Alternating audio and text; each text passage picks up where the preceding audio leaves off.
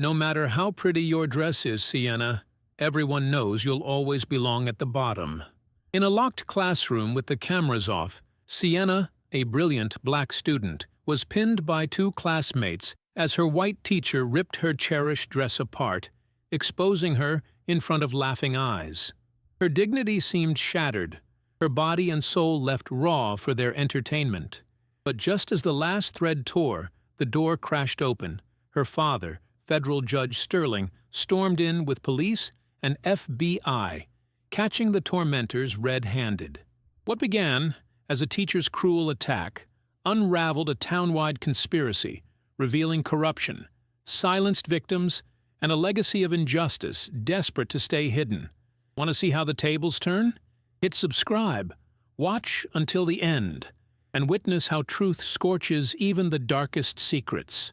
Every student at Somerset High knew the day's unspoken ritual.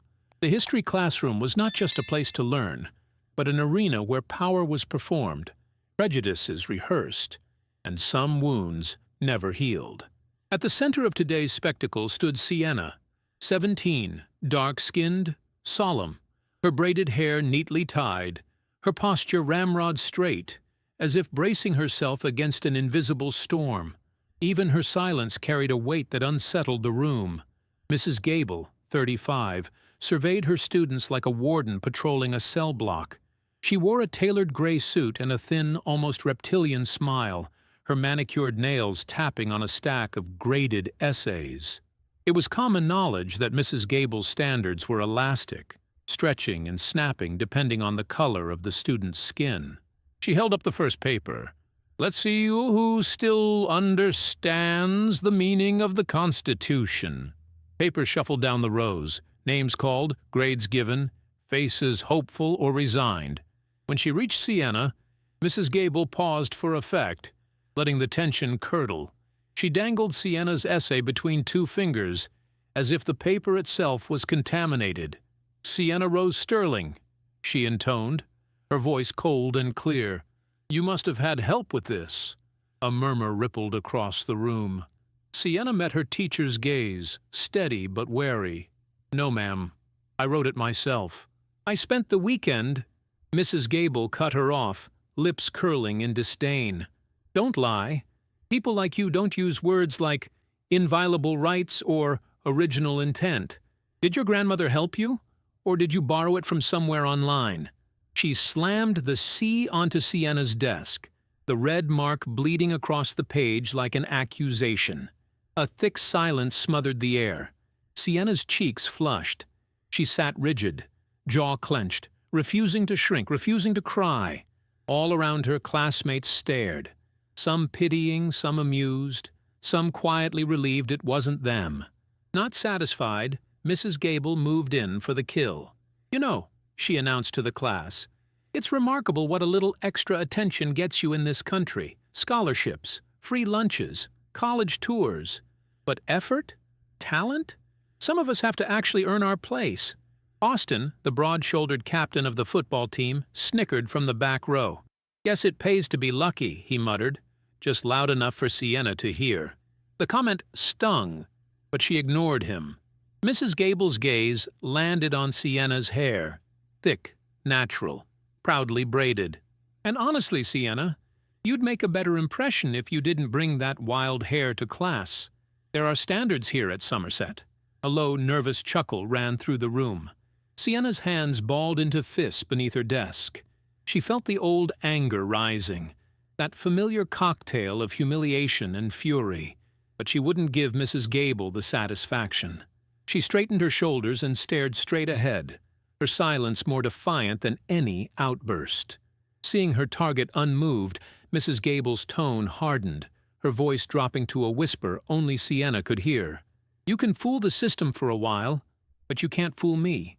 People like you, people from nowhere, never get far, no matter how hard they try. Remember that." Sienna looked down, refusing to meet those icy eyes. She counted her breaths, one by one, like a soldier under fire. If she said a word, she knew it would all come pouring out. Rage, pain, the urge to stand and scream that she was more than their labels, more than their cruel little boxes. But the walls of Somerset High were built to muffle those screams. Mrs. Gable turned back to the class. "Let's move on. Open your books. Austin, why don't you start reading?" Her authority unquestioned, her cruelty unchecked. But as Mrs. Gable lectured, her eyes kept flicking back to Sienna, searching for a crack, a tear, a sign of surrender. She found none. Instead, Sienna sat upright, head held high, jaw set. There was dignity even in her suffering, and that, more than anything, seemed to enrage Mrs. Gable. At the bell, as students gathered their things, Mrs. Gable leaned in, her voice dropping to a razor-sharp whisper. "Go ahead, Sienna. Hold your head high for now. But remember, Somerset has a way of putting people like you back in your place. Sooner or later, even the loudest birds get their wings clipped." Sienna didn't answer. She didn't flinch. She simply stood, gathered her battered essay, and walked out, her back unbowed. Across the room, Austin watched with a wolfish grin, tapping his phone, already plotting. He caught Mrs. Gable's gaze. Just for a moment, a signal passed between them, silent but unmistakable. Something ugly was about to begin. Lunch hour at Somerset High was a spectacle of cliques and commotion, a river of laughter and swagger winding through the glossy halls. But for Sienna, every step to the cafeteria felt like a trek through enemy territory. She kept her chin up, her eyes locked forward, but the undercurrent of whispers trailed after her. Gossip, jealousy, suspicion. Austin and Leo stood by the soda machine, their varsity jackets like banners of untouchable privilege. Leo nudged Austin, nodding toward Sienna as she balanced her lunch tray, weaving through the crowded tables. Austin's eyes glinted with anticipation. "Watch and learn," he smirked. Just as Sienna passed, Austin slammed his shoulder into her. Her tray jerked. Spaghetti and bright red sauce sloshed across her chest and down her jeans. The room fell silent for half a heartbeat, then a burst of laughter, sharp and ugly. Leo whipped out his phone, already recording. "Smile for the camera, superstar," he sneered. "Trash of the town. Just where you belong. Covered in red like you're headed back to the kitchen." Sienna tried to steady her breath, feeling eyes burn into her. She clenched her fists, jaw set, refusing to let them see her break. But Austin wasn't finished. "Tell me, Sienna, does your family even have a table, or do you all just eat off the floor?" His voice was loud, calculated, pitched so every ear could hear. "Bet your mama would be proud. Oh wait, she's not even around, is she?" A ripple of gasps moved through the crowd. Sienna froze, the sting of humiliation nearly overwhelming. She looked up, but not a single teacher in sight. Only faces, some entertained, some uneasy, most simply silent. Leo zoomed in, circling her with the camera. "She's trying to act all Harvard, but everyone knows you can't scrub the dirt off a street rat." He snickered. "Even that hair looks like it's trying to escape." Sienna wiped her face, her dignity a fragile shield. She managed, voice steady, "Is that all you have, Austin? Or is it just easier to throw food than to read a book?" Austin's grin tightened. "Careful, princess.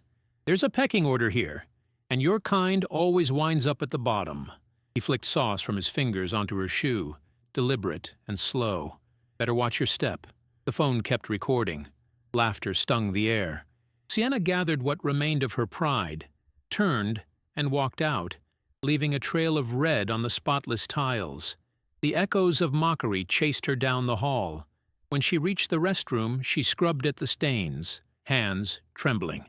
Each word, each sneer, clung to her skin more stubbornly than the sauce. She pressed her forehead to the cool tile, forcing the tears back. Not here. Not now. But outside, the machine kept rolling. Within minutes, the video was online, captioned, edited, already gathering likes and cruel comments. Somerset's welfare queen should have kept her outside with the janitors. Another handout gone wrong. For every like, Sienna's world shrank a little smaller. The rest of the day passed in a haze. In the hallways, students shot glances, some amused, some pitiful. Sienna avoided them all. She ducked into the library, hiding in the back stacks, holding her breath as if the books could shield her. When the final bell rang, Austin made his way to the faculty offices. He knocked twice, then slipped into Mrs. Gable's room. She didn't look up from her desk. She was studying a thick folder, nails tapping with agitation. "You did what I asked?" Mrs. Gable asked. Her tone clipped. Austin tossed his phone on the desk. "It's all over. She'll wish she never showed up here." Mrs. Gable smiled, a brittle satisfaction in her eyes. She slid the folder toward him. "Look inside." Austin opened it. Inside, charts, grades, lists. One name circled in red. Sienna Rose Sterling. "She's at the top," Mrs. Gable said. "Do you know what that means?" Her voice dropped, venomous. "If she keeps those grades, you lose the Heritage Foundation scholarship. And I lose everything. I've covered for you, for this school, for years. We can't let that little charity case ruin our futures." Austin's jaw worked. "She's just a nobody. She'll quit after today." "She'd better," Mrs. Gable hissed, "because I need that money more than she'll ever understand. And you want to keep your golden boy image? Then make sure she doesn't come near that scholarship. Not ever." Austin glanced at the folder, realization dawning. It wasn't just cruelty. It was calculated, desperate, and ugly. He nodded. "She won't make it through another week." Mrs. Gable's eyes hardened. "Make her afraid to show her face. I need that scholarship, Austin, and you need your future. Don't let me down." He left, heart pounding, carrying more than just orders, carrying the weight of Mrs. Gable's desperation and his own emptiness. Back in the girls' restroom, Sienna scrubbed her shirt one last time, staring at the mirror until her reflection blurred. She thought of her grandmother at home, of the shame she'd have to hide. She blinked away the tears, set her jaw, and walked out, head low, shoulders trembling. As she hurried down the front steps of Somerset, the last light of day caught the red stain still clinging to her shirt. Sienna clutched her books to her chest, breath ragged, and ran from the laughter, from the phone screens, from the promise Mrs. Gable had whispered only hours before. But the battle was just beginning. Sienna's feet felt heavier with every step away from Somerset High. She made her way home in silence, each block putting more distance between her and the school, but not from the humiliation that clung to her like a stain. As she opened the weathered gate and crossed the tiny front yard, she could already see the familiar lamp glowing softly in the living room window, a beacon of warmth in a world that too often felt cold. Inside, the house was modest, but there was a sense of order and dignity in the way everything was cared for. The scent of lavender drifted from a bowl on the table, and photographs of 3 generations lined the mantel. Sienna paused just inside the door, forcing herself to breathe, to smile. Her grandmother Clara rested in her favorite armchair, a faded quilt pulled up to her chest. Though illness had bent her spine and stolen some of her strength, her eyes remained sharp and knowing. She smiled when Sienna entered, her voice gentle but tinged with concern. "You're home early, child. How was your day?" Sienna wiped her hands on her jeans to hide the trembling, then leaned down and kissed Clara's forehead. "Just another day, Grandma. I brought you your tea." She set the mug beside her, careful not to show the splatter of sauce on her shirt. Clara's cough interrupted the silence. Deep, ragged, persistent. Sienna quickly moved to adjust the pillows, rubbing her back until the fit passed. "Don't fuss, darling. I'm tougher than I look," Clara managed, patting Sienna's hand. "I know things aren't always easy out there." Sienna swallowed, blinking fast. For a moment she considered spilling everything, the cafeteria, the video, the names, but Clara's face was already drawn with worry. Instead, Sienna pushed the pain down, folding it away for later. "It's nothing I can't handle," she whispered, squeezing her grandmother's fingers. "You taught me how." When Clara drifted back into a light nap, Sienna moved quietly through the house. She paused at the bookshelf where her mother's photograph stood, a beautiful woman, eyes kind and hopeful, dressed in a nurse's uniform. Sienna reached out, tracing the outline of her mother's smile. Memories surged. Memories the town never spoke about. The hospital trip that should have been routine. The hours of waiting. The way the nurse at the desk barely glanced at their insurance card. The way the pain in her mother's chest was brushed aside. Sienna remembered the doctor's cold words, "It's probably stress," and how the room emptied out when her mother's cries grew louder. By the time they took her seriously, it was too late. The lawsuit went nowhere. The hospital offered apologies and paperwork. The city moved on. But Sienna's father, once a small-town attorney, angry and grieving, vowed that his wife's death wouldn't be swept away by indifference. He went back to law school at night, took federal exams, worked cases nobody else wanted, built a reputation as a relentless defender of the forgotten. Now, he was Judge Sterling, never home for long, but fighting every day for families like his own. Sienna looked at her reflection in the photo frame. She saw the same haunted, stubborn light in her own eyes. She pressed her forehead to the glass, and for a moment, the ache of loss cut deeper than any cafeteria insult. The shrill ring of her phone startled her. Sienna fumbled to answer. "Dad?" Judge Sterling's voice, tired but steady, filled the room. "Hey, Princess. Sorry I missed your call earlier. How's your grandma? She's resting. We're okay." Sienna hesitated. Should she tell him? The words burned in her throat, but she heard the weariness in his voice, the stress of another day in court. "Are you working late again?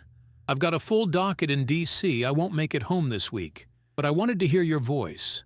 There was a pause, then a gentler note. "I know tomorrow's your big presentation. I wanted to wish you luck." Sienna forced brightness into her reply. "I'll do my best, Dad. Mom would have wanted that." "Your best is always enough," he said softly. "Listen, I sent you something. It should be there by now. A package for tomorrow. Open it tonight." Curiosity flickered through the gloom. "What is it?" "A reminder of who you are and of your mother. Wear it proudly, Sienna. Walk into that school the way she walked into every room. With dignity, no matter what they said. Promise me?" Sienna's voice broke. "I promise, Dad." After they hung up, she went to the front door and found the box waiting on the mat. She brought it inside, hands trembling, and opened it at the kitchen table. Inside, carefully wrapped, was a white dress covered in soft, delicate flowers. A dress her mother had worn once, the last time Sienna remembered seeing her smile. The fabric shimmered with the promise of new beginnings. Sienna pressed the dress to her cheek, inhaling the faint, comforting scent that lingered from years before. In that moment, grief and pride twisted together. A knot she could not untangle. She knew what the dress meant. She knew what it cost to keep believing in dignity, in hope, in justice, when the world seemed to conspire against all three. Later that night, after Clara had fallen into deep sleep, Sienna slipped into the dress. She stood before the old hallway mirror, her hands smoothing the skirt. For the first time all week, she let herself imagine something better, something beyond Somerset's halls, beyond the stares and sneers. In her reflection, she saw not just a survivor, but the daughter of a woman who never stopped fighting, and a father who refused to give up. Her tears fell silently, but when she wiped them away, only determination remained. The stains, the whispers, the cruelty, they would not define her. Not now. Not ever. As the first light crept over the windowsill, Sienna looked at herself in the mirror and straightened her shoulders. Tomorrow, she would walk into that school not as their victim, but as her mother's legacy. Morning light cut clean lines through the windows of Somerset High. As Sienna stepped inside, the hush that followed her entrance was almost palpable. Her white dress shimmered, a beacon of quiet defiance, immaculate and out of place among the sea of faded denim and tired faces. Students parted to make way, some with awe, most with something colder. There was no hiding today. She moved through the corridors with her chin high, the ghost of her mother's courage draped around her shoulders. Austin saw her first, leaning against the lockers with his pack of followers. His jaw tightened. eyes narrowing as he watched Sienna walk with a confidence that should have been impossible. He elbowed Leo. "Look who decided to play dress-up," he sneered, voice carrying. "Guess she thinks if she looks expensive, people will forget she came from nothing." Leo grinned, echoing him. "That dress probably cost more than her family makes in a month." Sienna stopped. She could have kept walking. She always did before. But not this time. She met Austin's gaze, unblinking, her voice clear and cold. "Funny, Austin. You think money makes you better, but all I see is fear. Maybe if you worked half as hard as you run your mouth, you'd be something besides a coward." The crowd bristled. For a second, even Austin hesitated. But pride, and the need to dominate, burned brighter. He blocked her path, eyes hard. "Don't get smart, Sienna. You don't belong here, no matter what you wear. You can't wash the dirt off." She stepped forward, nose almost touching his chest, eyes locked on his. "I belong wherever I decide to stand. That terrifies you, doesn't it?"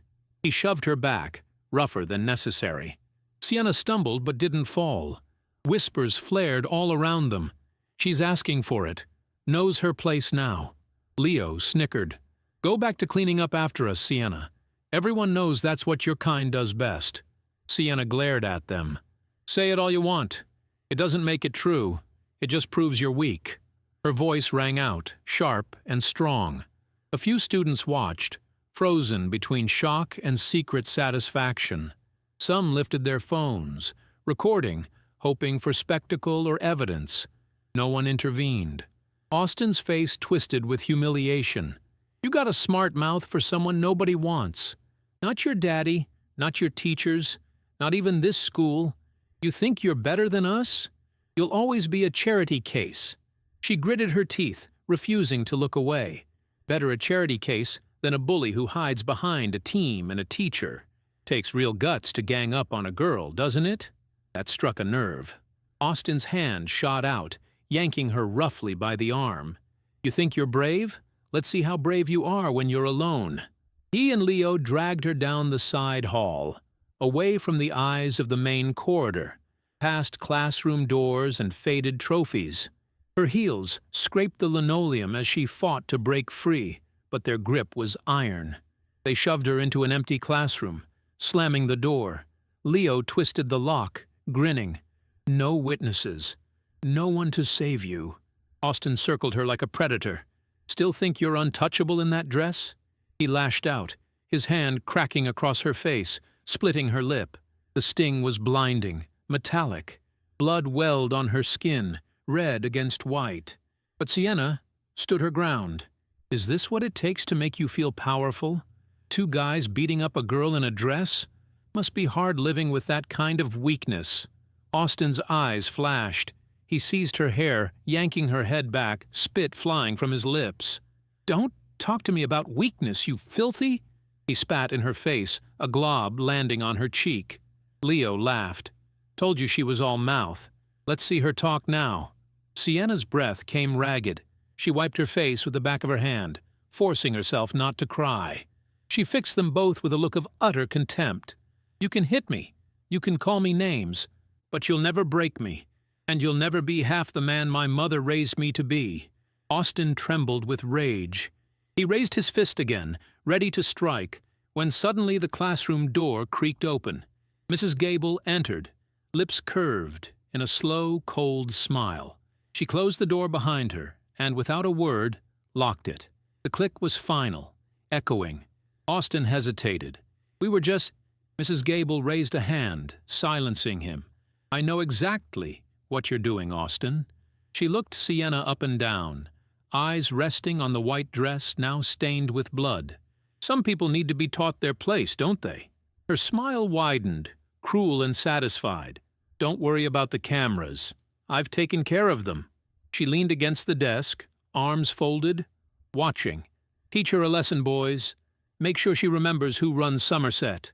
Sienna, back against the wall, chin lifted, eyes fierce, met Mrs. Gable's gaze. Unbroken. They wanted her defeated, destroyed, invisible. But even as she was cornered, her resolve only hardened. Mrs. Gable's gaze swept over Sienna, all pretense of civility gone. "You really think you're special, don't you?" She spat.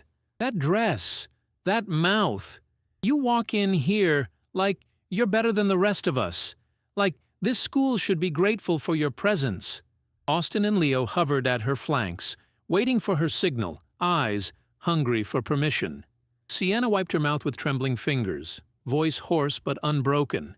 "I don't need to be special to stand up to you. I only need to be human, something you forgot how to be."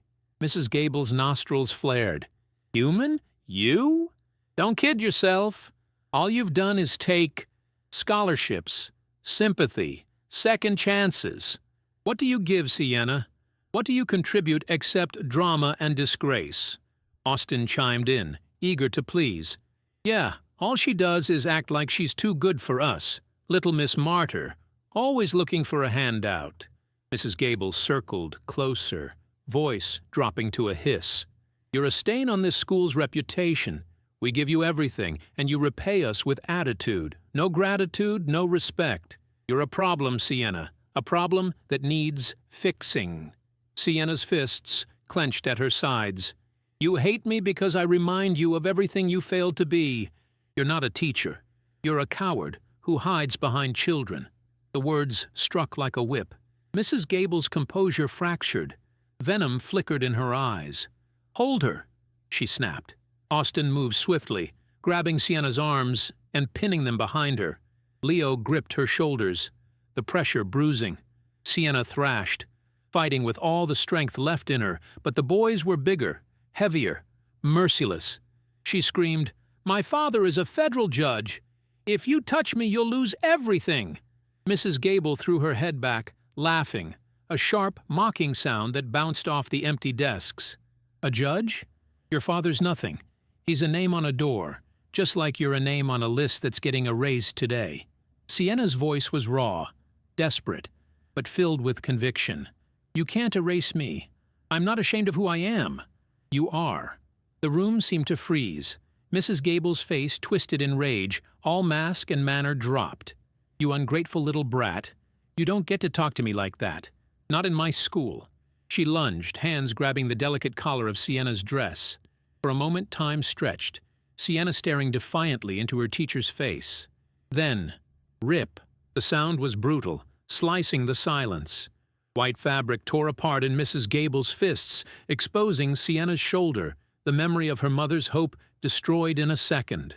The pain of humiliation, of helplessness, of being utterly exposed, tore through Sienna, hotter than any slap. She sobbed, not out of fear, but pure outrage. Mrs. Gable dangled the scrap of fabric before her. "Look at you now. Just another liar in a pretty dress? You think this makes you pure? This is who you really are. Torn? Dirty? Nothing." Leo snickered.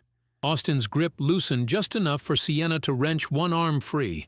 She slapped his face, fierce and desperate, even as the tears streamed down her cheeks. "You're all monsters," she choked. "All of you." Austin's face went red. He raised his fist, but Mrs. Gable stopped him with a glance. "No more marks, Austin. We wouldn't want anyone to see what she really is. Besides, she's broken now." Sienna collapsed to her knees, clutching the torn dress, shoulders heaving, body racked with silent sobs. She stared up at Mrs. Gable through blurred vision, hatred and grief burning together. Mrs. Gable crouched, voice so low only Sienna could hear. "No matter how hard you fight, you'll never be more than what we let you be. Remember that." She straightened, waving the fabric like a victory flag. "Now you look the part, Sienna. Now everyone can see what you really are." Suddenly, a thunderous bang shattered the moment. The heavy door at the back of the classroom rattled in its frame, then burst open, a blinding shaft of light, spilling into the darkness. All heads snapped toward the doorway. In the silhouette stood a tall, imposing figure, silent, immovable. The air held its breath. The door, battered and thick, didn't just swing open, it exploded inward with a deafening crash. For a split second, the entire room froze.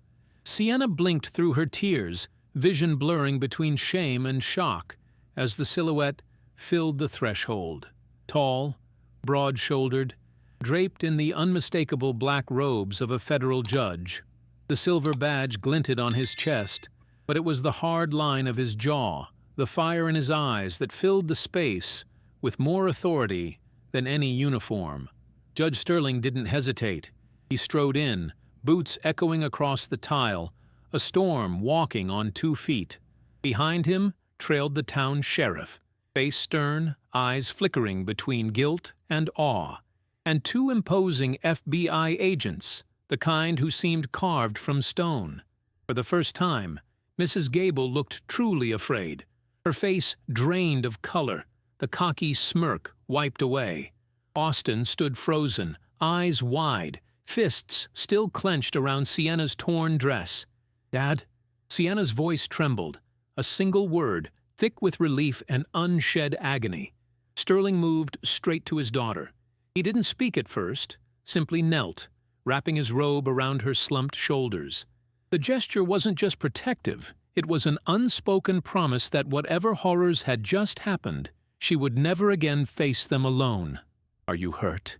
he whispered, eyes searching her for bruises, his hand gentle, but trembling. Sienna nodded, unable to speak, clutching his robe like a lifeline. Then Sterling straightened, turning to face Mrs. Gable. His eyes were granite, cold, sharp, unforgiving. "Explain yourself," he commanded, voice so deep it made the air vibrate. The sheriff and FBI agents spread out behind him, blocking every exit. Mrs. Gable backed away, all the power she had wielded in this room evaporating with every step. She tried to stammer out an excuse. "There's been a misunderstanding. I was just—" She started. Judge Sterling's glare stopped her dead. "You will not speak another word unless it's to your lawyer. Sheriff, place her under arrest." The sheriff, hands no longer trembling, advanced. "Mrs. Gable, you are under arrest for assault and battery, child endangerment, and obstruction of justice." He snapped the cuffs on her wrists, the metallic click echoing through the silent room. Austin, red-faced and sweating, tried to protest. "This isn't what it looks like. But the FBI agents already had him by both arms." "You have the right to remain silent," one intoned. Reading him his rights with the same ruthless efficiency Austin used to lord over the cafeteria. Sienna, huddled under her father's robe, tried to catch her breath. The humiliation of moments before still burned on her skin, but it was nothing compared to the waves of release and gratitude flooding through her now. Her father, the man who had fought for justice in distant courtrooms, was here, now, for her. Mrs. Gable's bravado collapsed. She stumbled as she was led away, dropping the ragged strip of white fabric she'd torn from Sienna's dress. Judge Sterling watched her, eyes steel. "You will answer for every second of pain you inflicted on my daughter, and every student before her." The room, once a chamber of cruelty, felt suddenly emptied of power. The ghosts of laughter, mockery, and violence were replaced by the heavy weight of justice. As the authorities processed the scene, the sheriff approached Sterling, voice low. "Your mother-in-law called me, Judge. She said Sienna hadn't come home on time, that something felt wrong. She was right."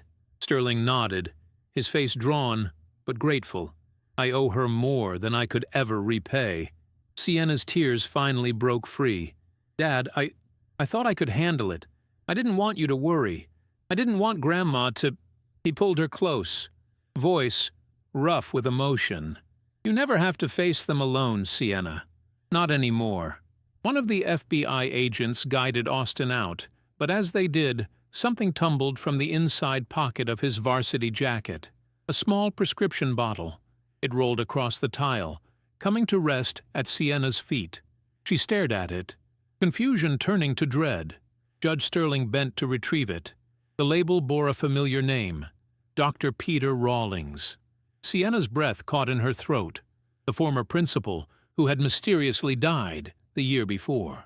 Sterling read the label, his brow furrowing. Why is a bottle of oxycodone prescribed to Dr. Rawlings in Austin's pocket? Austin's face went pale, lips moving but no words coming. The sheriff turned to the judge, voice urgent. "We need to secure that as evidence. That's a Schedule II controlled substance. And Rawlings, he's been dead for over a year." Sienna's mind raced. Why would Austin be carrying a dead man's medication? How deep did this rot go? Suddenly the day's torment, the beating, the insults, the ripped dress, seemed like just the surface of something far more sinister. Sterling placed the bottle in an evidence bag, his gaze hardening with fresh resolve. "This is no longer just a case of school bullying, Sheriff. This is something much bigger." The sound of police radios crackled. Flashing lights painted the hallway in streaks of blue and red. Mrs. Gable, Austin, and Leo, all in cuffs, were led past students and faculty who had gathered outside the door, their faces pale with shock and shame. Inside the classroom, Sienna and her father sat together, alone at last. She wept, hard, cleansing tears, while Sterling held her, his hand on her head, the protective weight of his robe sheltering her from the world's ugliness. "I'm sorry, Sienna. I'm so sorry." She shook her head. "You're here. That's all I ever needed." They sat in silence, grief and anger binding them.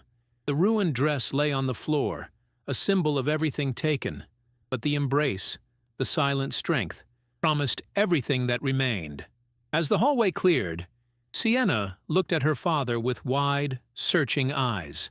"How did you know to come?" He managed a small, sad smile. A good judge trusts his instincts. And his mother-in-law. When justice calls, you don't wait. You run. Outside, the sirens wailed, carrying away the villains who once ruled Somerset.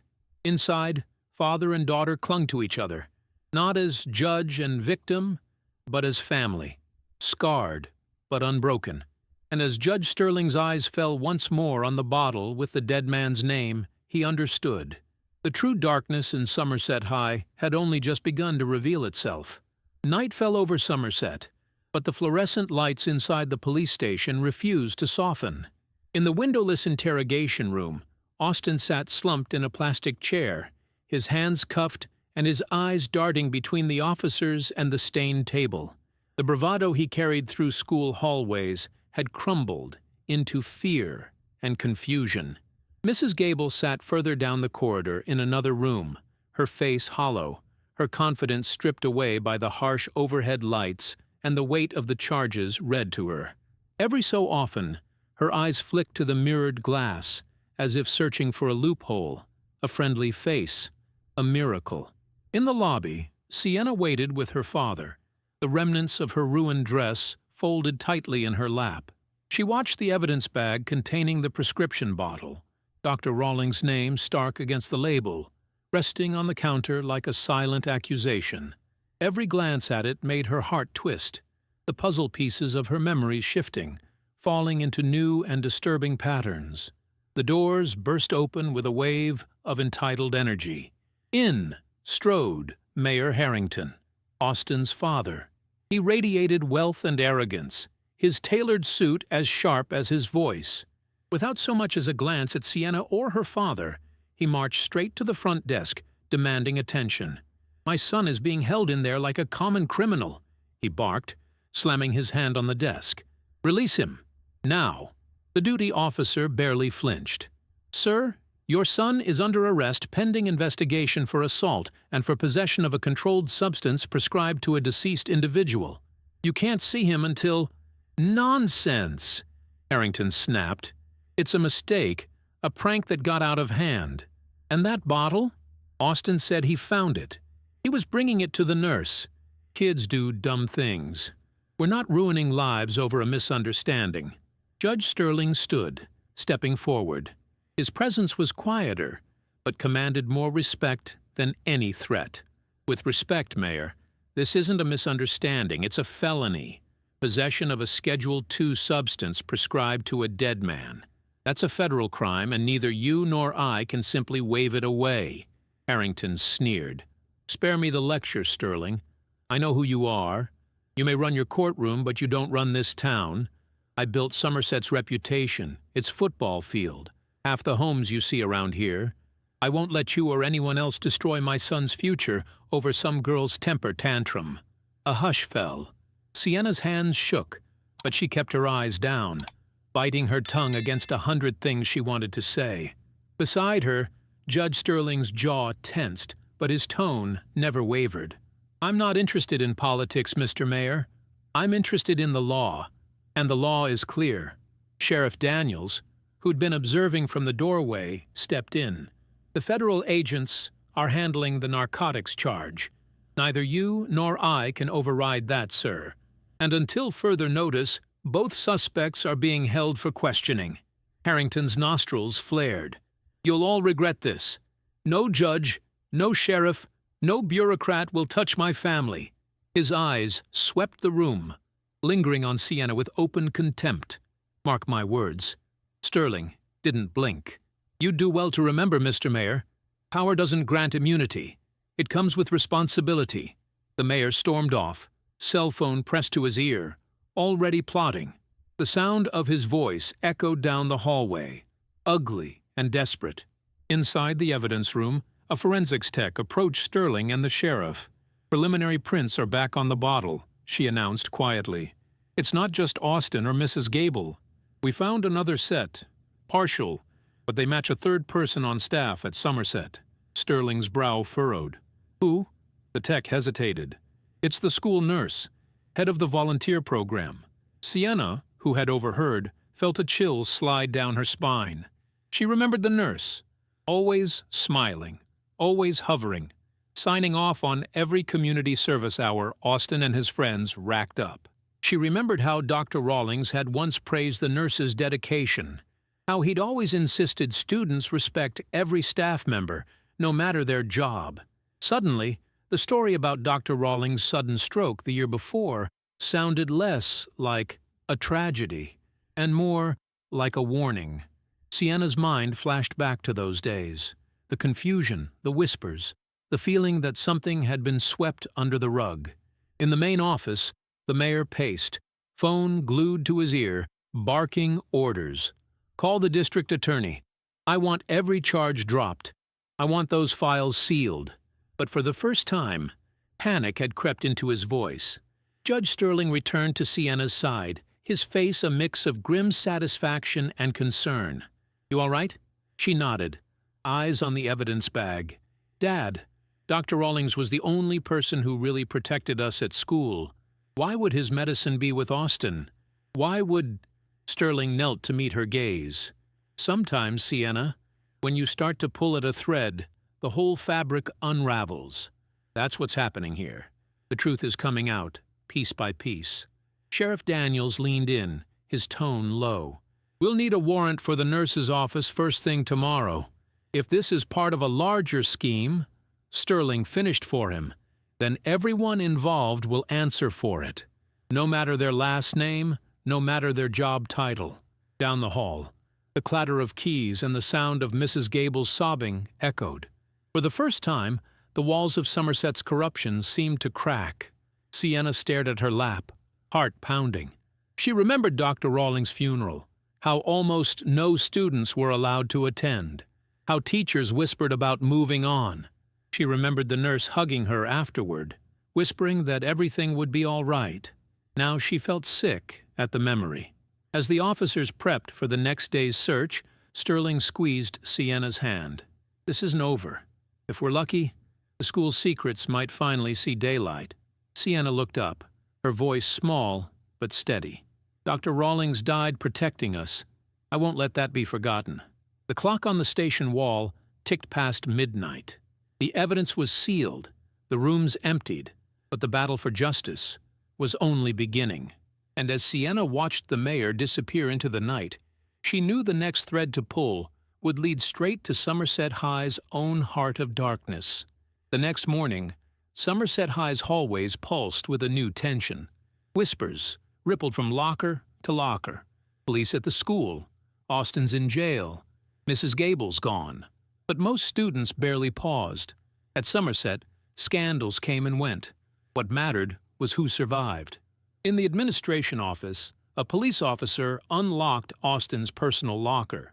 Behind piles of textbooks and workout clothes, they found a thick, dog-eared notebook.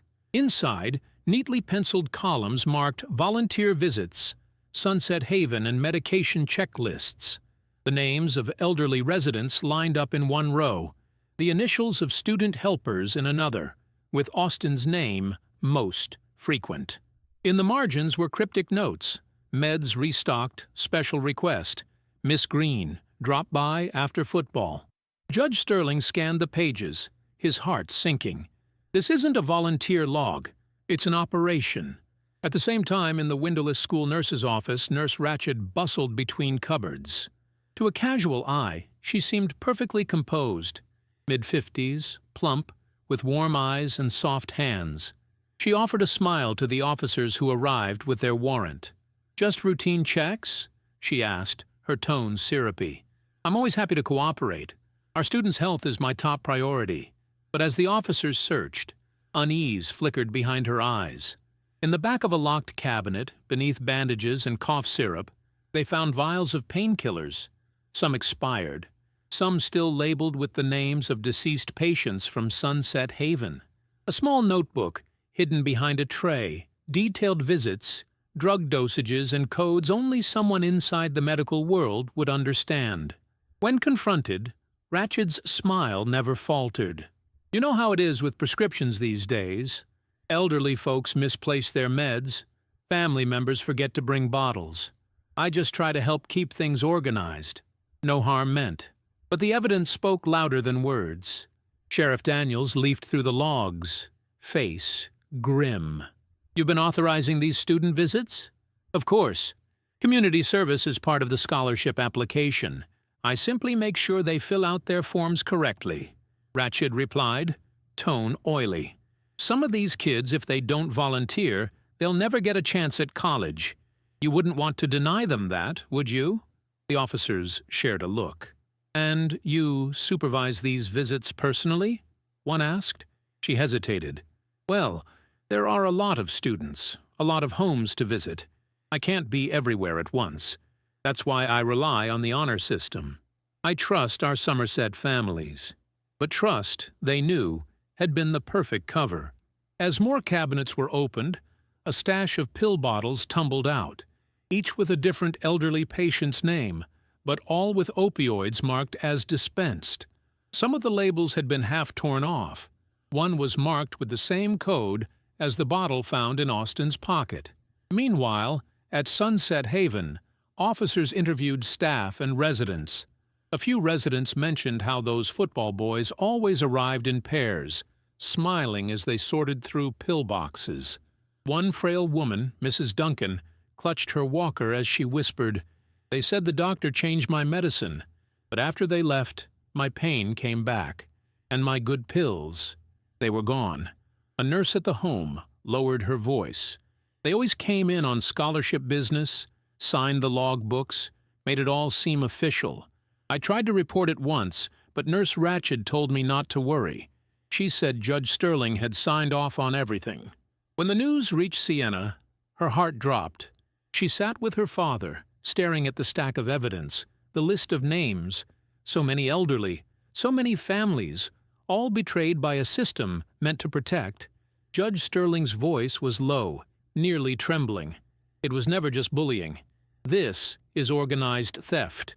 Ratched, Gable, and those boys used the pretense of helping the elderly to steal their pain medication, sold it, covered it up, and blamed every missing pill on forgetfulness or old age, and made sure the students stayed quiet, with college on the line if they talked." Sheriff Daniels entered, face pale. "We pulled security footage from the school and Sunset Haven. Ratched oversaw every visit log, and every time a patient's meds disappeared, it was her signature on the forms." Sienna gripped her father's hand. "But how could nobody notice?" Sterling's answer was bitter. "Because they preyed on the most vulnerable. Old people, easy to ignore, quick to blame for mistakes. They picked students who wanted to get ahead and turned them into accomplices. And anyone who asked questions, like Dr. Rawlings, ended up dead." The room seemed colder. Sienna shivered as she read the last page in Austin's notebook. "Next week's visits? Clara Rose, Friday afternoon. For a moment, she couldn't breathe.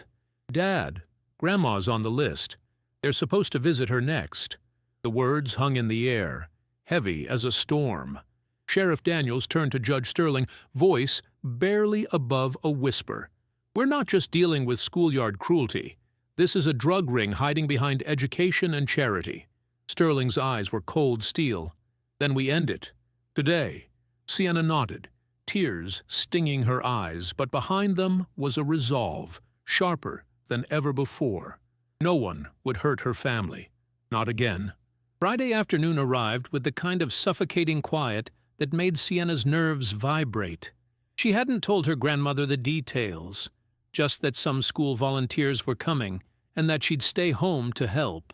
Clara simply nodded, trusting her granddaughter's judgment as always.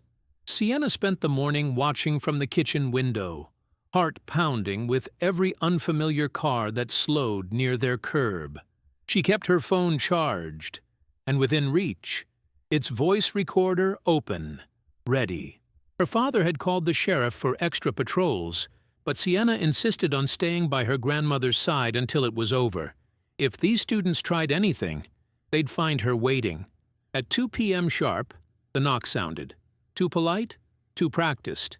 2 students stood on the porch, a tall, thin boy with the build of a track star, and a girl whose blonde ponytail flicked nervously behind her. Their Somerset sweatshirts looked crisp, their smiles hollow. "Hi, Mrs. Rose. We're here for the volunteer medicine check, part of the school's new outreach program," the girl chirped, her tone a careful imitation of Nurse Ratched. Sienna almost laughed at the false cheer. She opened the door, blocking their view of the living room. "You're early. Grandma's just resting. I'll be supervising." The boy's smile faltered. Sure. It's just a quick check. We have to log every visit or Coach will get mad." Inside, Sienna introduced them to Clara, who watched quietly, her hands folded over her blanket. "Go on, dear. I trust you," she whispered to Sienna. They began their routine. The girl asked for Clara's pill organizer. Her fingers trembled as she flipped open the compartments, glancing often at her friend, who busied himself recording on his phone, just enough to look official if questioned. Sienna's heart raced. She saw the girl palm a bottle from her pocket, a match for the heart medication Clara relied on. In its place, the girl tried to slip in a nearly identical container. The pills inside, slightly shinier, faintly sweeter. Sienna didn't hesitate. She stepped forward, snatching both bottles from the girl's hands. "What's this?" Her voice rang out, sharper than she'd intended. The boy's eyes went wide. "Hey, don't get upset. We're just following the nurse's instructions." But Sienna wasn't listening. She popped the lid from the fake bottle and let a few tablets fall into her palm. She sniffed them, tasted the tip of one with her tongue. Sugar. They weren't pills at all. Clara looked up, alarmed. "What's happening?" Sienna kept her gaze on the 2 students. "You were about to switch my grandma's real medication for sugar pills." "Why?" The girl's bravado collapsed. She shook, her eyes filling with tears. "I'm sorry. I didn't want to. I swear. They said if we didn't do what Nurse Ratched told us, we'd lose our place on the college list. I can't get in trouble. My parents—" She broke down, sobbing. "It's not just her. The principal knows. They all do. The scholarship money. It's all from this. They make us do it." The boy dropped his phone, hands raised as if surrendering. "We're all scared. You can't tell anyone. If the school finds out, they'll ruin us." Sienna's anger was a living thing. "You already ruined yourselves, but you're not taking my family with you." She tapped her phone, making sure the entire exchange had been recorded. "You're going to tell me everything. Names, dates, what you've seen. Or I'll take this to the police right now." The girl nodded, sniffling. "Principal Higgins. He took over after Dr. Rawlings died. He's the one who picks the students for the scholarships. It's all about the money. The pills go out the back door. Someone comes to collect them every Friday. If anyone asks, we're supposed to say the residents lost their meds or mixed up their bottles. They say it's for the good of the school." Sienna's hand shook, but she kept her voice steady. "That's not for the good of anyone. Dr. Rawlings died because he tried to stop it, didn't he?" The boy looked down, guilty. He threatened to call the police. Next week, he was gone. "Stroke," they said, but we all knew it was a lie. Clara listened in horror, her frail hands gripping Sienna's for support. How could people do such things? Sienna didn't have an answer. She turned to the students. "You can leave now. I'll be taking this to the authorities. If you try to warn anyone, I'll make sure they know you confessed." They fled, stumbling over each other to get out, their fear as real as her fury. The house fell quiet again, but the old walls felt changed, no longer a sanctuary, but a battleground. Sienna hugged her grandmother, promising, "It's over, now. They won't touch you again." She believed it, or tried to. Gathering her phone, the real medication, and the secret recording, Sienna walked out the front door into the late afternoon sun. Every step was heavy, but her resolve was steel. The real enemy wasn't just Mrs. Gable or Austin. It was a network of adults, teachers, and leaders, the very people entrusted to protect. The rot ran all the way to the top. She headed straight for her father, the recording tight in her fist, ready to drag the darkness into the light. Judge Sterling sat in his office, the late sunlight filtering through heavy drapes. On the desk before him, Sienna's phone glowed, replaying the trembling confession she'd captured. The names, the scheme, the fear in those students' voices. Every word tightened the knot in his stomach. But as the final piece fell into place, his gaze hardened. This was no longer a school scandal. It was a conspiracy, stretching from the classroom to the cemetery. He reached for the phone, dialing the district attorney. "We have enough to seek a court order. I need the body of Dr. Peter Rawlings exhumed." "Yes, immediately. I have probable cause to suspect foul play and a trail of prescription fraud connected directly to his death." The next morning, news swept through Somerset like wildfire. Camera crews clustered outside the courthouse, microphones shoved in the faces of townsfolk and teachers alike. Mayor Harrington, with his practiced scowl and slicked-back hair, stood before the flashing bulbs. "This is an outrage," he thundered, digging up a respected principal, disturbing his family's peace, all for the vendetta of a single judge and his troublemaking daughter. This is not justice. It's revenge. On social media, the story fractured the town. Some demanded answers. Others blamed Sienna for dragging everyone through the mud. At school, the isolation grew worse. The children of the implicated families, now anxious, some defiant, others simply scared, avoided Sienna in the hallways. Where once there were whispered jeers, now there was a hard, frightened silence.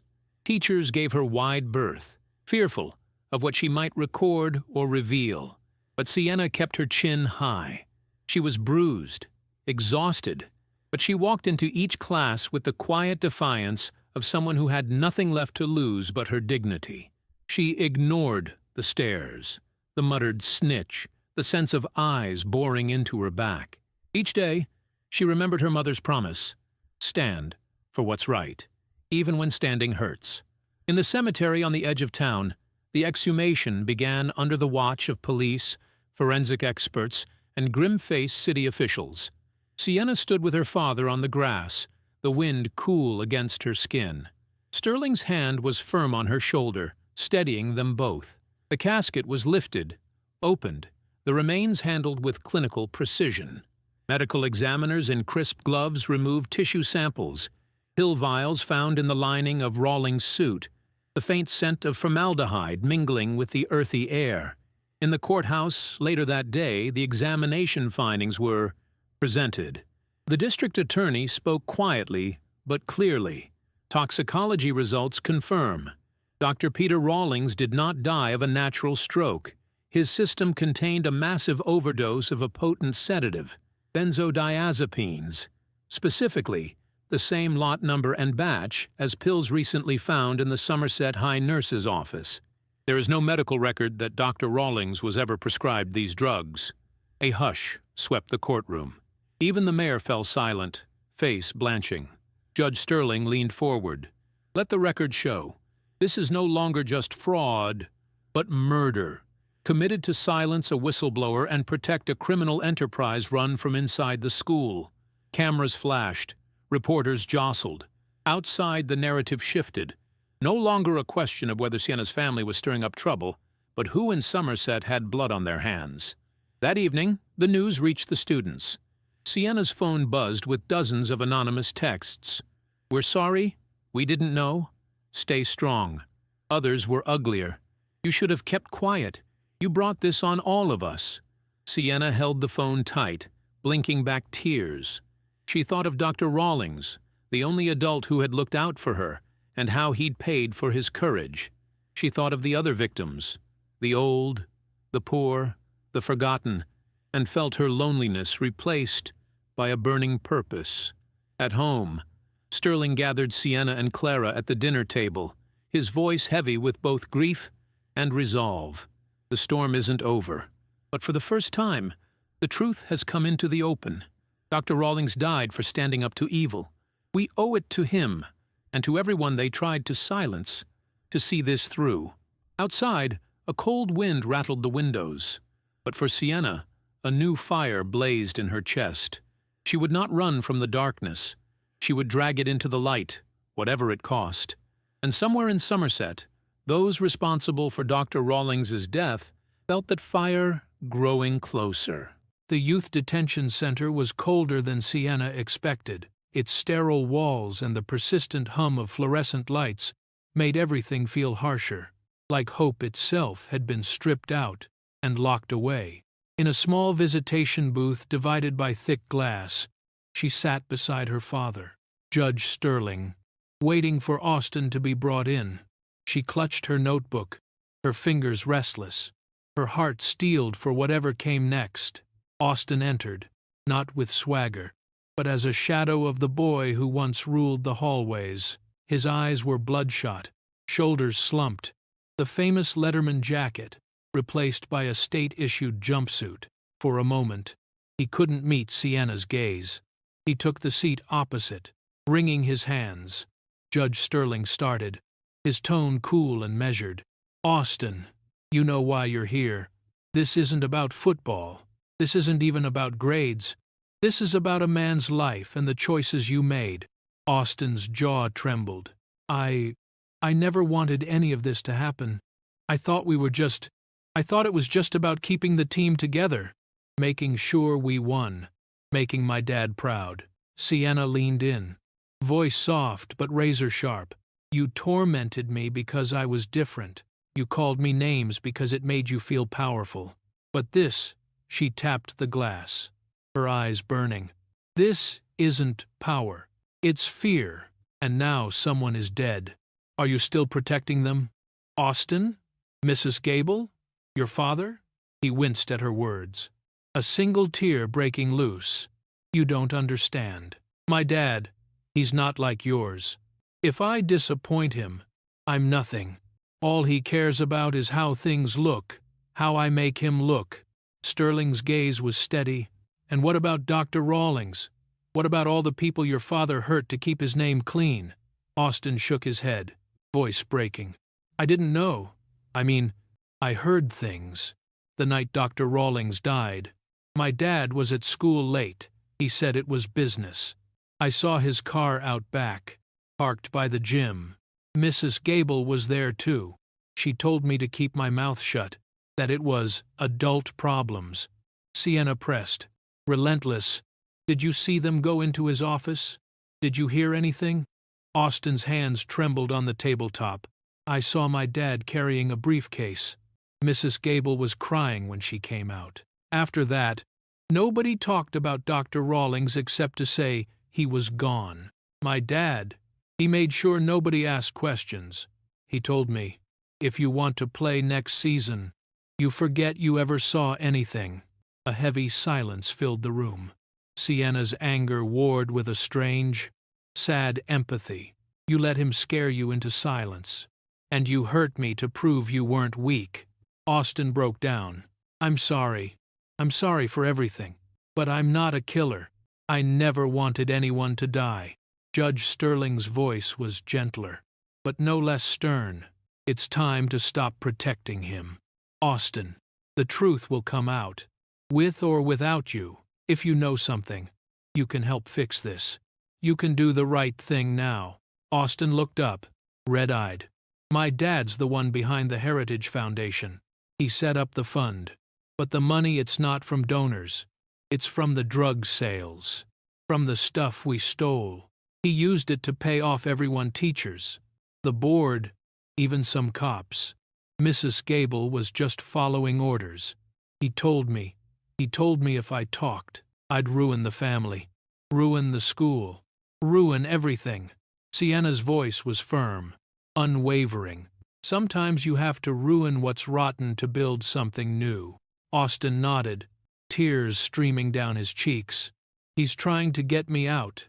You know, even now, he said, if I keep quiet, he'll make it all go away. But I can't do it anymore.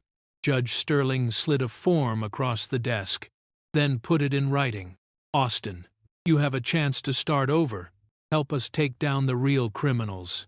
For Dr. Rawlings, for all the people who can't fight back. Austin stared at the form, his hands shaking.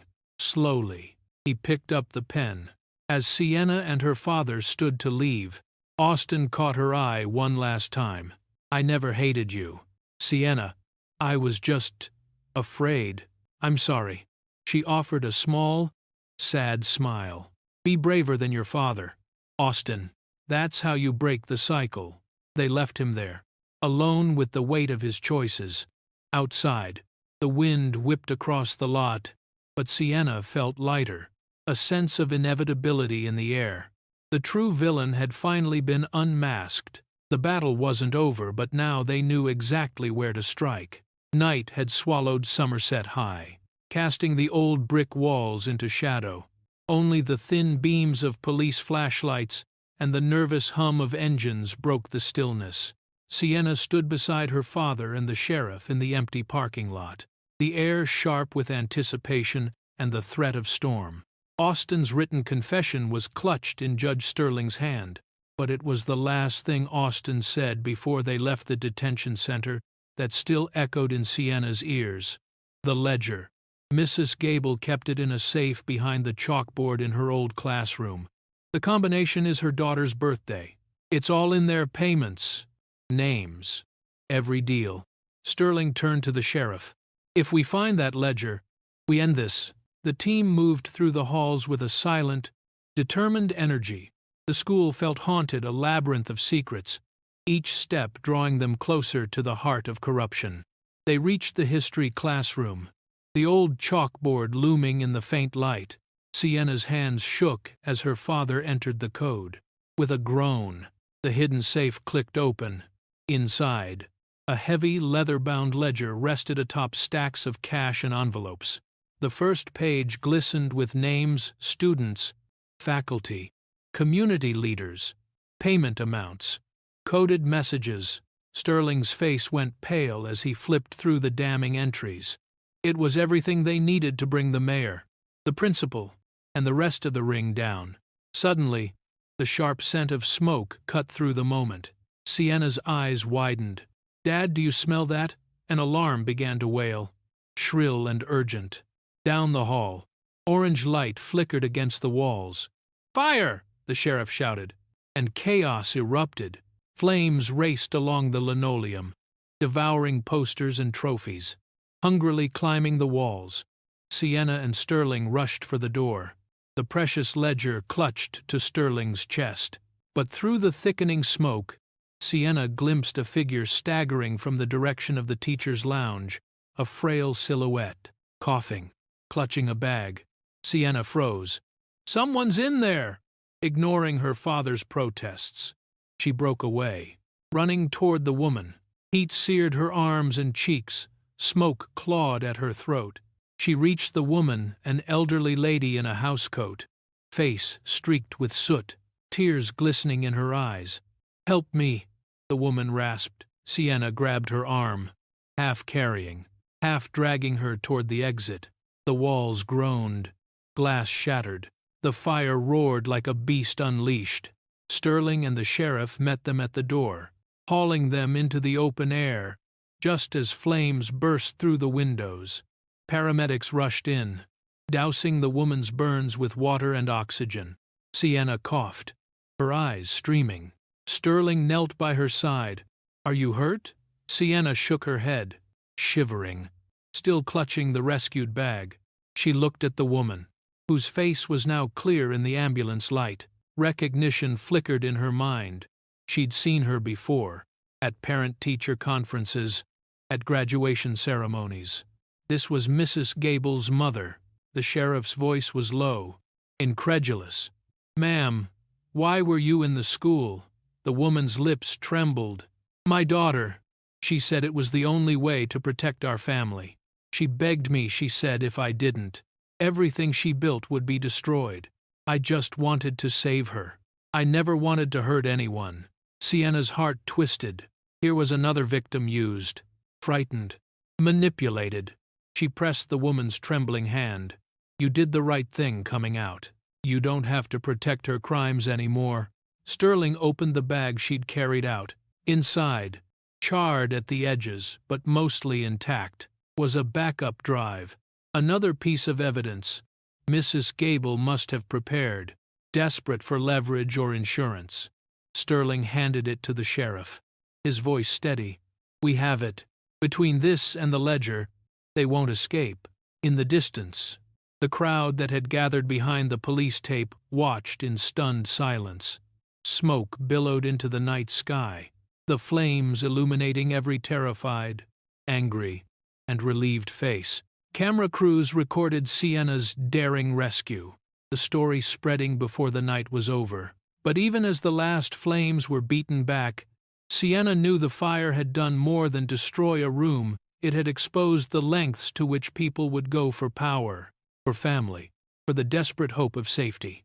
As the paramedics wheeled Mrs. Gable's mother into the ambulance, Sienna's father hugged her tightly. "You risked your life for a stranger." Sienna shook her head, her voice hoarse but unyielding. "For justice. For everyone they tried to silence." Police officers fanned out through the smoke, gathering what evidence remained. The fire had destroyed much, but not the truth. And as dawn approached, it was Sienna's courage, not the arsonist's fear, that burned brightest in the memory of everyone who watched.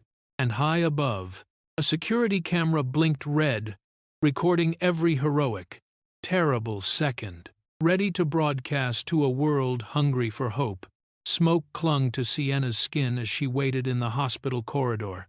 A thin gauze bandage wrapped around her arm where the heat had seared her.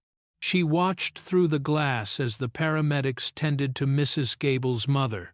The old woman's face was pale, eyes red-rimmed with guilt and exhaustion, even as nurses comforted her. She clutched the battered canvas bag to her chest, refusing to let it go. Judge Sterling arrived with the sheriff, his suit flecked with soot, his eyes both proud and anxious as he looked at his daughter. He squeezed Sienna's hand. "You saved a life tonight, and you might have just saved this entire town." Sienna managed a tired smile, her thoughts racing as she replayed the night's chaos. Her relief was tempered by dread.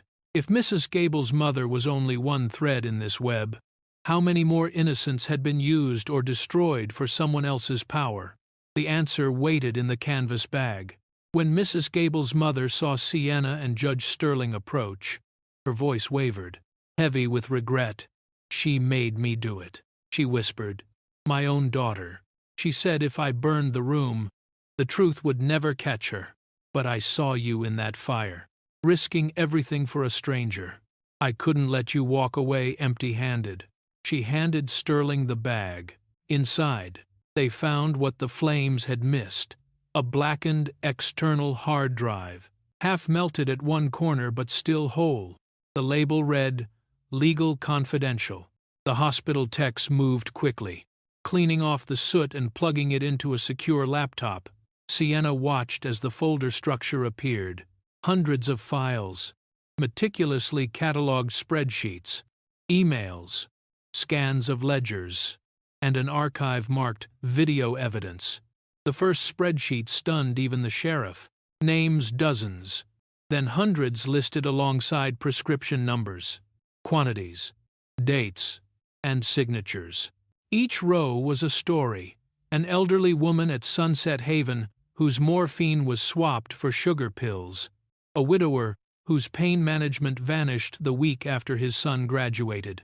Next to each entry, digital transfers and cash deposits were tracked hundreds of thousands of dollars, cycling from school charity accounts to personal accounts held by the principal, the nurse, and, at the top, Mayor Harrington. Judge Sterling's jaw tightened. This isn't just theft, it's predatory. They chose victims who couldn't fight back and made their pain profitable. Sienna felt a wave of rage, but also vindication. Every person they hurt, every family they ruined, it's all here. But the final blow came with a video file, time-stamped the night Dr. Rawlings died. They watched in stunned silence as the screen flickered to life. In the grainy footage, Mayor Harrington stood in the shadows of the school office, a small bottle in hand. Mrs. Gable stood beside him, her face strained. "You want this to go away?" Harrington said in the video. "Then you'll use this. You're a smart woman. Accidents happen. Principals retire or don't wake up. If you want your cut, if you want your daughter to stay safe, you'll take care of it. We can't have heroes here." Mrs. Gable, hands shaking, accepted the bottle. The two shook hands. The video cut out. The sheriff stared, speechless. Sterling closed the laptop. This is it. The evidence that ties the mayor, Mrs. Gable, and the whole school board to murder, fraud, and conspiracy. Outside the hospital, the fire department finished its sweep of the ruined school. Among the blackened beams and melted trophies, the only things that survived were the digital records now sitting in Sterling's hand. Sienna felt the weight of history shifting.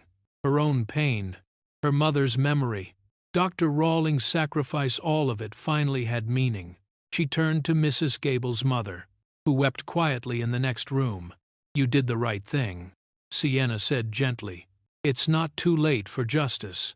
Mrs. Gable's mother looked at her, tears sliding down her cheeks. "I lost my daughter to this darkness. Don't let them take anyone else." Judge Sterling called the district attorney, then the state police. News crews swarmed the hospital parking lot. Word spread quickly there was evidence. There was video, and the town's most powerful names were about to fall. As dawn broke over Somerset, Sienna stood at the window, the sky blushing pink. She thought of the fire and the courage it took to face it. For the first time, she believed, truly believed, the truth would win. But even with the evidence in hand, the hardest battle was still to come, facing a community desperate to protect its illusions. The town hall had never held a crowd like this. From before sunrise, the line wrapped around the block, elderly men and women with walkers, young families clutching hands, veterans with medals pinned to faded jackets, and a sea of anxious faces who had all come to witness what some whispered would be the end of an era in Somerset. The news had spread overnight. The mayor was calling an emergency meeting. A fire had gutted Somerset High, and the whispers blamed Sienna and her family for everything. Inside, the heat of bodies and the buzz of nervous anticipation thickened the air. Camera crews swarmed the edges, jostling for the best shot. A heavy police presence lingered near the doors, but it was clear that nothing could contain the volatile energy waiting to be unleashed. On the stage, Mayor Harrington stood beneath the town's seal, his usual poise sharpened by desperation. His suit was immaculate, but sweat shone at his hairline. At his side, the principal, a cluster of board members, and a handful of teachers, some stony-faced, some avoiding eye contact. Judge Sterling and Sienna waited in the front row, both silent, their faces unreadable. When the mayor finally stepped to the microphone, his voice boomed with practiced authority. "Ladies and gentlemen of Somerset, friends, neighbors, I stand before you not just as your mayor, but as a father, a citizen, a man wounded by what has transpired in our community." He paused, surveying the room, letting the tension stretch. "Last night, our beloved high school was nearly destroyed by fire. We have suffered a grievous loss, but worse than the flames themselves are the lies, the chaos, the rumors being spread by those who would see this town torn apart." The crowd murmured, a wave of confusion and anger.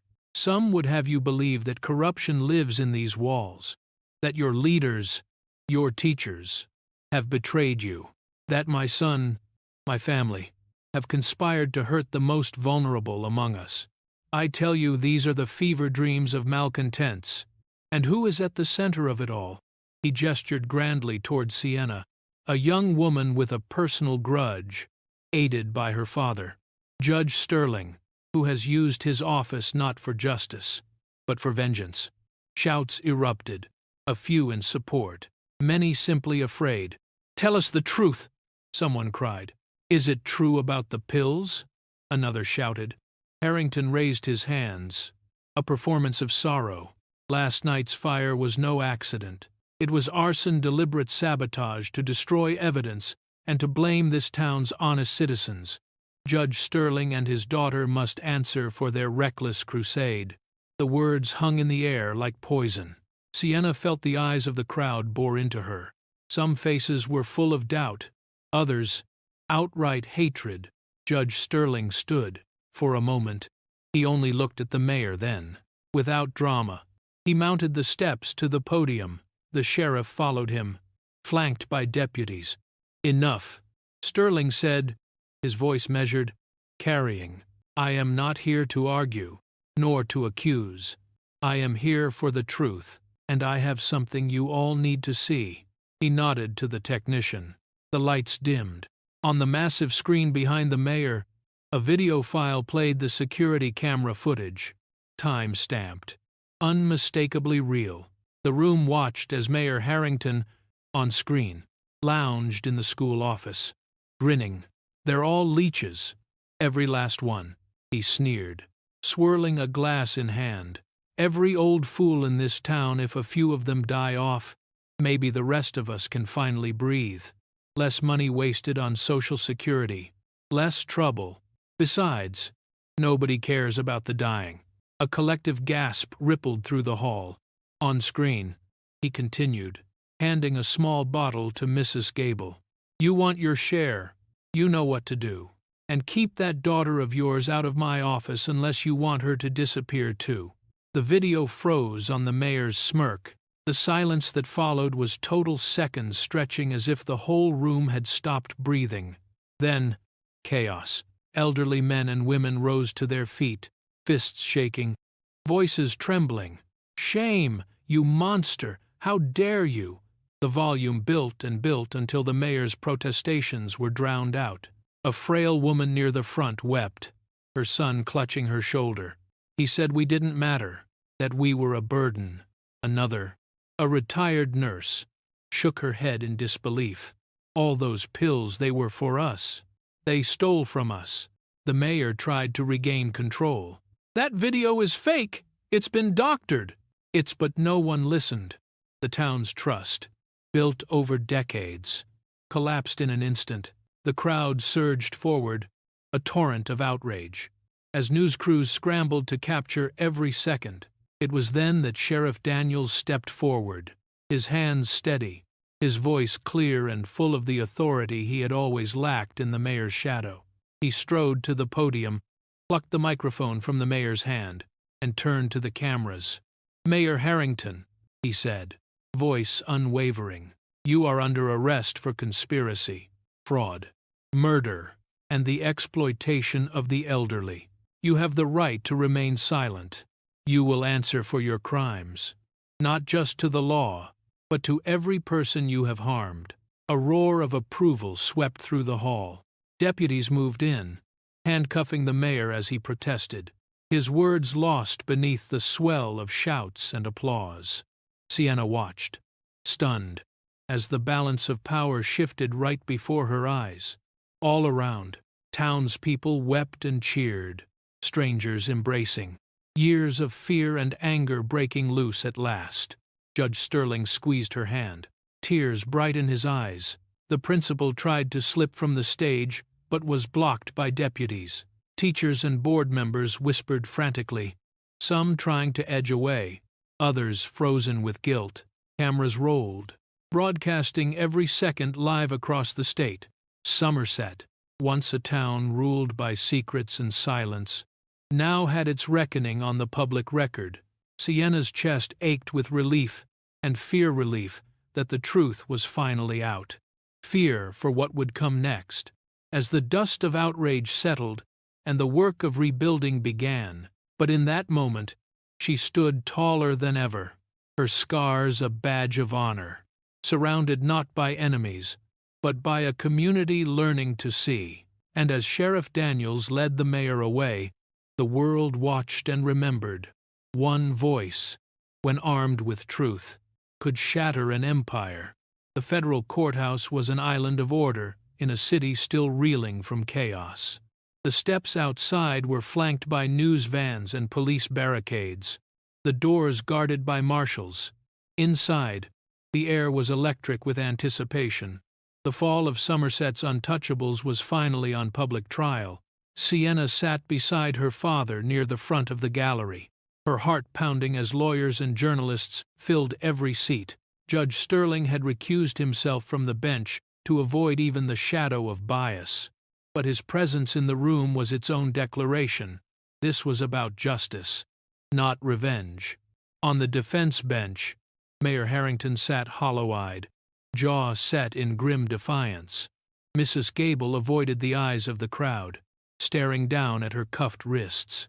Principal Higgins looked pale, his suit 2 sizes too large for a man whose power had evaporated overnight. The prosecutor rose, laying out the mountain of evidence, the burnt ledger, the backup drive, the video of Harrington's chilling indifference, and the confessions of those who had been used and discarded. But the defense lawyer, a polished figure from the Capitol, fought back with every tool. He hammered away at Sienna on the stand, his voice laced with feigned sympathy. Miss Rose, you've become quite the local celebrity. You claim to be a victim. But isn't it true that you recorded your classmates without their knowledge? That you provoked certain teachers? That you have a personal vendetta against this school? Sienna sat up straighter. I did what I had to. Because no one believed me. Because adults who should have protected us chose to protect themselves. He smirked, pressing harder. Isn't it true that the evidence you provided was gathered under questionable circumstances? How can this court be sure it wasn't fabricated, exaggerated, or edited to support your claims? Sienna's voice did not tremble. I risked everything to tell the truth. If you want to blame someone for what happened at Somerset, blame the people who lied, not the ones who finally spoke up. The judge nodded, and the defense attorney shrugged, as if Sienna's courage were a trivial thing. It was then that the prosecutor asked to call one final witness. The door at the rear of the courtroom opened, and all eyes turned. Austin entered, no longer the golden boy of Somerset, but a changed figure, sober, humbled, carrying a deep responsibility. But he wasn't alone. Pushing a wheelchair with trembling hands was an elderly black woman, her hair a silver crown, her eyes clear and sorrowful. The hush in the room deepened as Austin wheeled his grandmother to the front. Even the mayor seemed momentarily disoriented, his mask slipping as he recognized the woman he had forbidden his son to mention in public. The judge asked, "Mr. Harrington, do you understand why you are here today?" Austin stood, voice unsteady, but growing firmer with every word. "Yes, Your Honor." The prosecutor stepped forward. "Austin, do you have something to say to the court?" Austin looked down, ashamed, then up at his grandmother. "I grew up believing I had to be the strongest, the toughest, the meanest, because that's what my dad taught me. He taught me to hate. He told me to make Somerset safe for people like us, and to keep people like her." He nodded to Sienna in their place. The room was silent, every breath held. My dad never told anyone about my grandmother. He said if people found out, it would ruin our reputation. But she's my family. She took care of me when I was sick, and I did something terrible. He swallowed, hands shaking. My father told me to switch out her pain medication for fake pills to save money, to teach her not to make a fuss. I did it. I did it to my own grandmother. To all the people at Sunset Haven, I became the monster my father wanted me to be. Tears streamed down his face, and his grandmother reached out, squeezing his hand. It's never too late to tell the truth, child, she whispered. Austin turned to face the judge, the jury, and then, finally, Sienna, I bullied you. Sienna, I hurt you because I thought it would make me stronger, because my father told me to. I'm sorry for the dress, for the hallway, for every time I called you less than you are. I was a coward. I see that now. The defense attorney tried to object, but the judge waved him down. Let the boy speak. Austin drew a trembling breath. But I want to do the right thing now. Everything Sienna said was true. The mayor ran the scholarship ring. He made Mrs. Gable and Principal Higgins follow orders. If anyone tried to expose it, he threatened their families, their futures. He threatened mine, but Sienna never gave up. She risked everything. I'm sorry for what I did, but I hope I can help stop it from happening again. He turned to the mayor, his own father, voice breaking. You always wanted a legacy. Dad, this is it. I won't protect your lies anymore. The courtroom, already tense, now crackled with something new, the birth of conscience, in a place hollowed out by power. The prosecutor looked at the jury, the camera crews, and the crowded gallery. No further questions. Sienna felt her heart clench, a bittersweet ache for all the wounds inflicted, and the courage it took to begin to heal. The judge nodded, his voice resonant. This testimony will stand as evidence not only of the crimes committed, but of the power of truth and redemption. Austin wheeled his grandmother back, head bowed. Before leaving the witness stand, he met Sienna's eyes. I'm sorry for the dress, and I'm sorry for everything. She nodded, her reply soft but strong. You did the right thing now, Austin. That's what matters. Around them, jurors wiped their eyes. The public gallery, once skeptical, even hostile, sat in stunned silence. For the first time, many saw the faces of the victims and the guilty with painful clarity.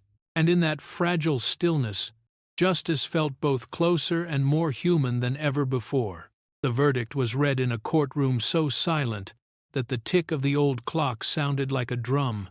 Reporters lined the back, pens poised, cameras flashing at every shift and sigh.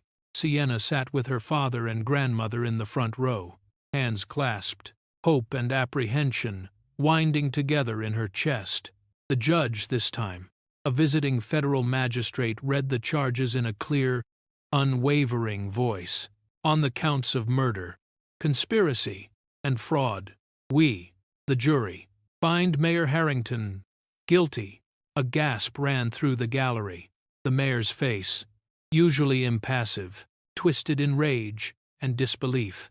He tried to stand, to speak, but the bailiff's hand landed firmly on his shoulder. The judge continued.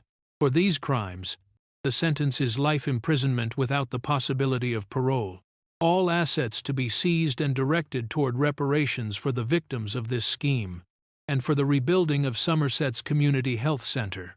Sienna saw families clutch each other, elderly women wiped tears from their cheeks. Old men sat up straighter.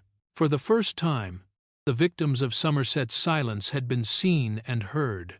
Next came Mrs. Gable. The judge's tone remained just as firm.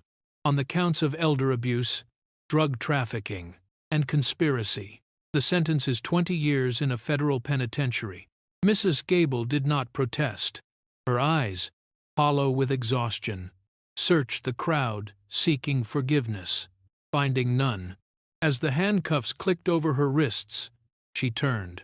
meeting Sienna's gaze. The sneer that had haunted so many classrooms was gone. In its place, only regret, a haunted knowledge of everything lost. Austin stood last, his lawyer beside him, pale and trembling. The judge addressed him directly. "You have committed grave wrongs, Mr. Harrington. Yet the court recognizes your cooperation, your testimony, and your efforts to repair the harm you've done. Your sentence is suspended, with 5 years of supervised probation, 1,000 hours of community service, and mandatory counseling. Your path forward will not be easy, but you have begun to rebuild your soul." Austin nodded, his face streaked with tears. His grandmother, sitting nearby, wept quietly, grief for what had happened, relief for the chance her grandson had to make things right.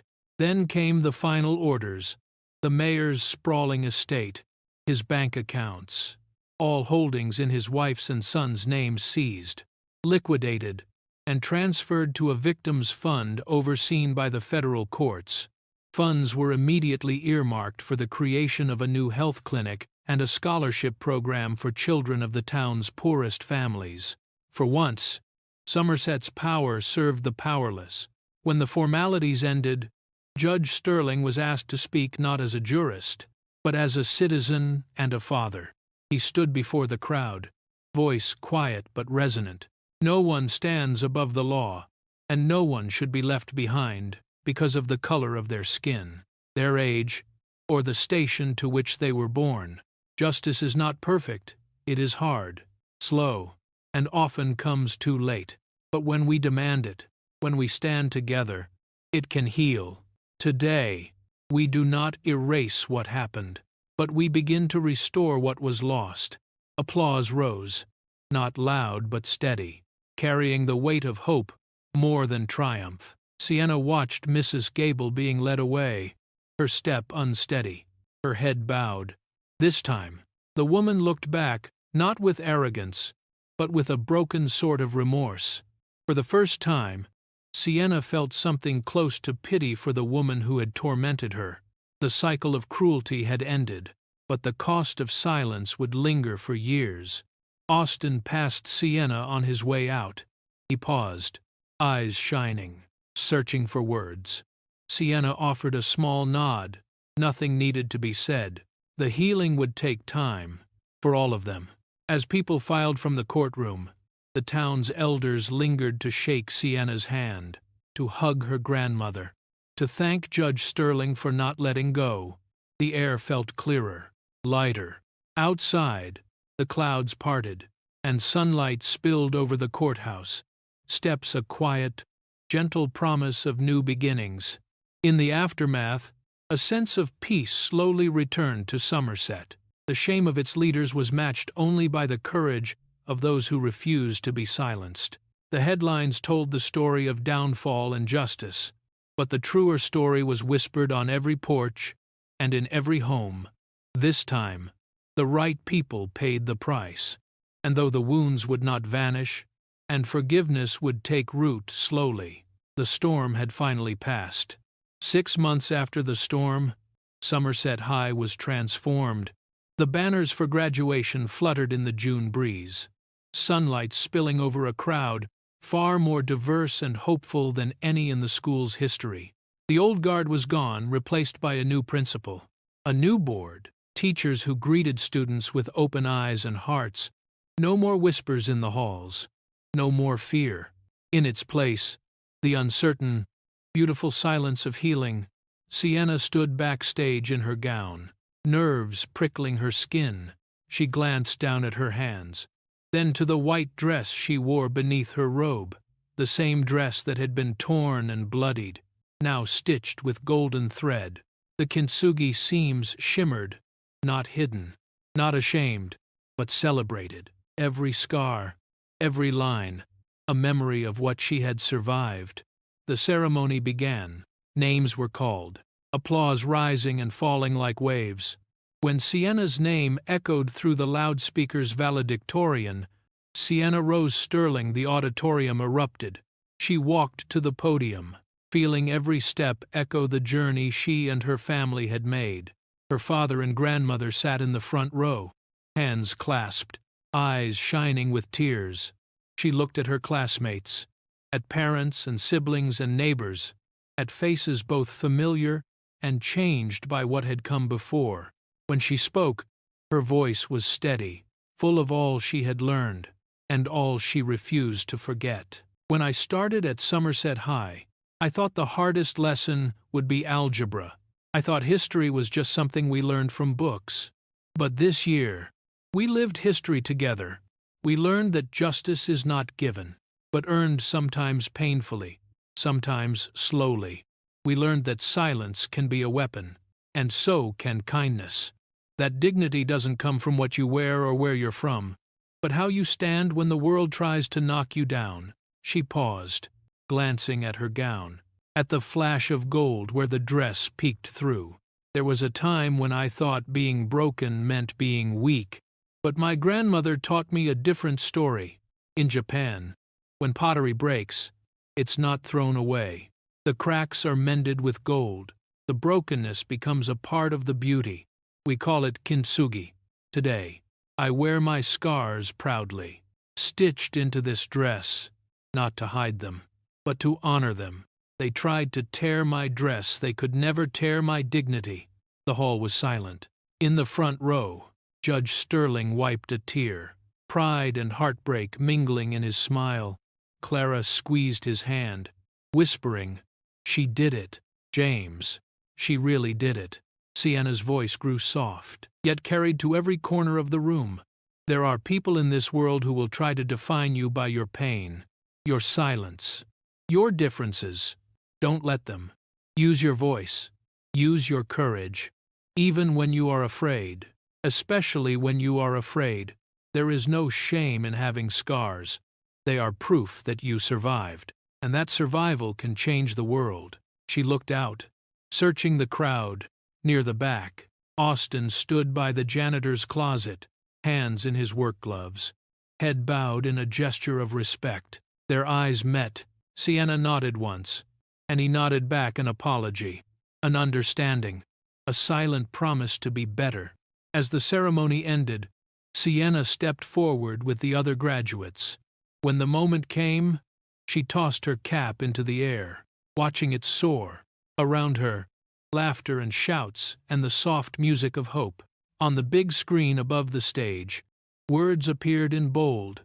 The Evelyn Rose Scholarship Fund, established in honor of Sienna's mother, dedicated to supporting low-income students and the elderly of Somerset.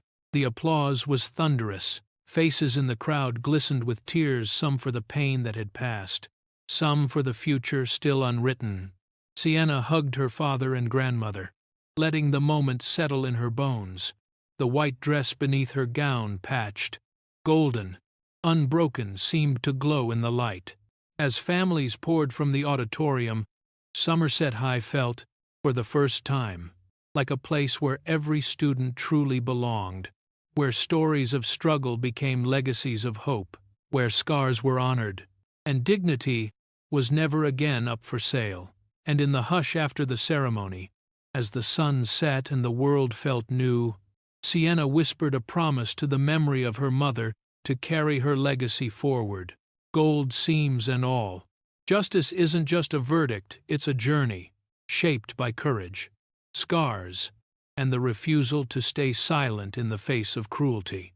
Sienna's fight proves that dignity cannot be torn, and even brokenness can become a legacy of hope. What part of Sienna's journey resonated with you the most, and how would you have stood up for justice? If this story moved you, don't forget to like, share, and subscribe for more powerful journeys of resilience and truth.